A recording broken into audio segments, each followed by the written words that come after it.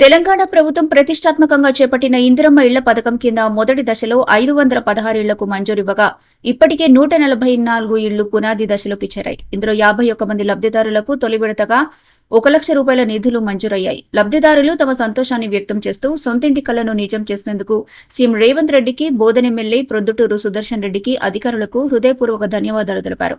ఇది మొదటి దశ మాత్రమే. తదుపరి దశలో మరిన్ని పేదలకు ఇళ్లు అందించనున్నట్టు అధికారులు తెలిపారు. 1 लाख रुपए गिर गए। थैंक यू रेवंत रेड्डी साहब, शुक्रिया, बहुत बहुत शुक्रिया। बेगम नाम है, चित्रकूट लंबा वाट है, घर नहीं है, हम किराए घर में थे। 1 लाख लोन आया, शुक्रिया आपका रेवंत।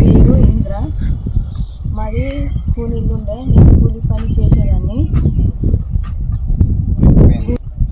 మన ప్రభుత్వం చేయబట్టి ఇంద్రమ్మ ఇల్లు కట్టుకుంటున్నాను. తొందరగా లోను ప్రభుత్వానికి ధన్యవాదాలు, గవర్నమెంట్కి, కాంగ్రెస్ గవర్నమెంట్. Thank you. నా పేరు మమత. నేను బోధన్ నగర్ 3వ నంబర్ వార్డులో ఉంటాను. నాకు ఉండడానికి ఇల్లు లేకుండా కేసీఆర్ ప్రభుత్వం ఉన్నప్పుడు నేను డబుల్ బెడ్రూమ్కి అప్లై చేశాను, అప్పుడు రాలేదు. రేవంత్ రెడ్డి సార్ ప్రభుత్వం వచ్చినప్పుడు నేను అప్లై చేశాను ఇంద్రమ్మ ఇల్లుకి. నాకు ఫస్ట్ బిల్లు వచ్చింది. ఇప్పుడు ఇల్లు కట్టడం కూడా మొదలుపెట్టాను. Thank you Revanth Reddy sir. నా పేరు సుమలత, మా ఆయన పేరు గణేష్. మాకు 3 పిల్లలు. మా ఆయన డెలివర్స్, నేను బీడీ వర్క్ చేసిన. గత 10 సంవత్సరాలుగా రెంటుకుంటూ వచ్చినాము. ఆ పొదుపు చేసుకున్న డబ్బులతో ఒక ఫ్లాట్ కొనుక్కొని ఇందిరమ్మ ఇళ్ళకి అప్లై చేసినాం.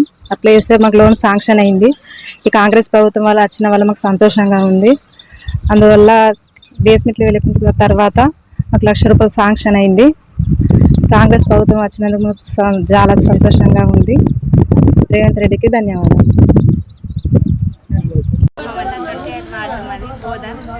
నాకు ఇందిరమ్మ చాలా సంతోషంగా ఉంది. మేము ఇన్ని రోజుల వరకు రెంటింట్లో ఉండి చాలా ఇబ్బందులు పడ్డాము. ప్రజాపాలన పెట్టుకున్న ఇందిరమ్మ ఇల్లు వచ్చినందుకు మాకు చాలా సంతోషంగా ఉంది. బేస్మెంట్ లెవెల్ వేసిన వారం రోజులకే మాకు 1 లక్ష రూపాయలు పడ్డాయి. మరిన్ని అప్డేట్స్ కోసం మా ఛానల్ని సబ్స్క్రైబ్ చేయండి.